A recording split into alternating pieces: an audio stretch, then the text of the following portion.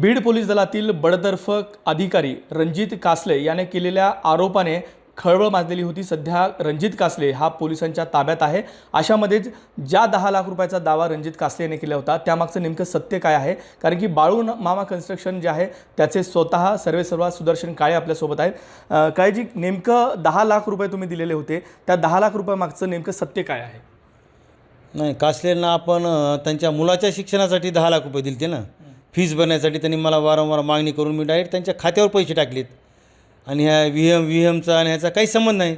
आपण त्यांना असे शिक्षणामुळे पैसे घेतले ती आणि पैसे देऊन 4-5 महिने झालेत ना। आता ते ज्यावेळेस ते स्वतः कुठंतरी त्यांचं काही झाले बडतर्फ, त्याच्यापासून चालू केलं ही बोलणं करणं ही, नाही तर बाकी काही नाही, संबंध नाही। तुम्ही नेमके हे 10 लाख रुपये दिलेले कधी होते आणि कशा स्वरूपात, कुठल्या स्वरूपात दिलेले होते? मी याला 4-5 महिने झालं त्यांच्या खात्यावर RTGS केले ते 10 लाख रुपये। आणि माझ्याकडे ती पावती वगैरे सगळं आहे, पुरावे आहेत माझ्याकडनं, त्यांना पैसे कधी दिले काय दिले। आणि त्यांनी मला 7.5 लाख रुपये वापस दिलेत। कसे कसे आहेत ते माझ्याकडे सगळं मी अर्जामध्ये उल्लेख केलेला आहे, माझे पुरावे। रणजित कासलेचे तुम्ही व्हिडिओ बघितले असेल अटक होण्यापूर्वीचे, त्याच्यामध्ये बाळूमामा कन्स्ट्रक्शन हे वाल्मिक कराड याचं असल्याचं देखील त्यांनी आरोप केलेला आहे या ठिकाणी। नाही, वाल्मिक कराडचा त्यांचा ह्याचे काही संबंध नाही। मुंडे साहेबाचा त्यांचा काही संबंध नाही। मनानं त्यांच्या उगाच ती कशामध्ये काय त्याचं हे की विनाकारण त्यांचे नाव घेऊन हे करायला त्यांचा काहीच संबंध नाही। माझ्या कन्स्ट्रक्शन त्यांचं आहे। नाही, मग हे कोणाचं कन्स्ट्रक्शन कोणाचं? माझं स्वतःच आहे ना। माझं स्वतःच आहे। मी अंबाजोगाईमध्ये राहतो, माझं स्वतःचं कन्स्ट्रक्शन आहे। मुंडे साहेबसुद्धा मला ओळखीत आहेत। मी 2004ची डायरेक्ट अध्यक्षपदाची भाजपकडून इलेक्शन लढविलेलं आहे मी अध्यक्षपदाला। त्याच्यामुळे त्यांच्या सगळ्याच्या ओळखीत ना माझ्या। मुंडे साहेब असताना ते एकत्रच होते। मुंडे साहेब तेव्हा भाजप इमोचे अध्यक्ष होते। ते सगळे माझे परिचित आहेत ना माणसं। पण त्यांनी मला असलं कधी कराय सांगितलं नाही, काही विषय नाही असं।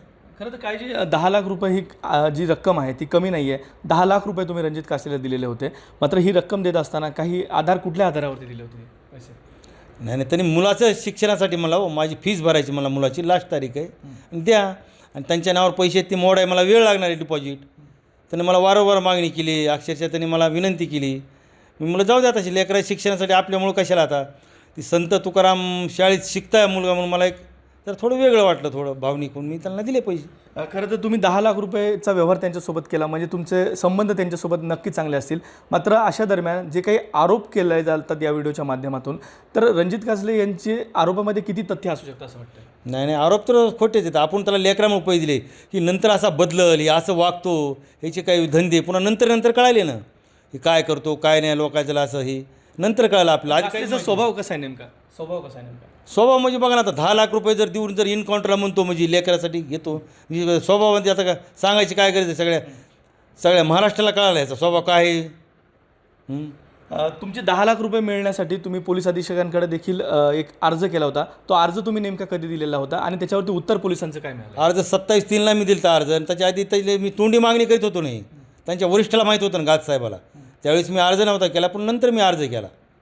पण ही 4 महिने, मी 3 महिन्यापासून तर त्याला मागं पुढे फिरत होतो ना, म्हणजे असं फोन वगैरे वरिष्ठाला माहीत होतं ना त्यांच्या। ही आता ती स्वतः कुठं बडथप झाल्यापासून तर नाही असलं सुरू केलं, फालतू बोलणं केलं नाही।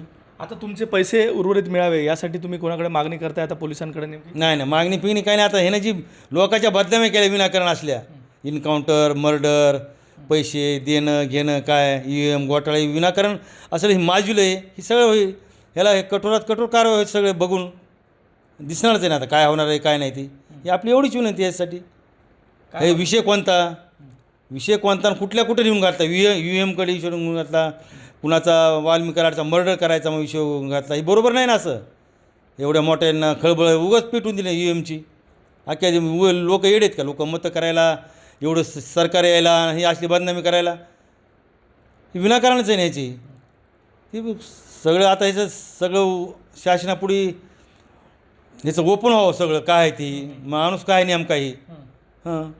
आणि ह्याला कठोरात कठोर शासन व्हावं असं, बाकी काय आता आपण दुसरं काय करणार? नक्कीच रणजित कासले जे आहेत ते बीड पोलीस दलातील अधिकारी होते, सायबर विभागामध्ये ते कार्यरत होते. मात्र अशातच त्यांना ज्यावेळेस निलंबित करण्यात आलेलं होतं त्या निलंबनादरम्यान त्यांनी अनेक आरोप जे आहेत ते व्हिडिओच्या माध्यमातून केलेले होते आणि त्यामध्ये 10 लाखांचा उल्लेख जो होता तो अतिशय महत्त्वाचा होता. मात्र ते 10 लाख रुपये जे आहेत ते तुर्तास तरी बाळूमामा कन्स्ट्रक्शन जे सुदर्शन काळे आहेत त्यांच्या माध्यमातून त्यांनी दिल्याचं या ठिकाणी सांगितलेलं आहे. मात्र पोलिसांची पुढे जशी चौकशी होते त्यातून यामागचं नेमकं सत्य काय आहे ते समोर येणार आहे.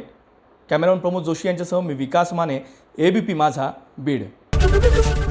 ABP माझा, उघडा डोळे बघा नीट.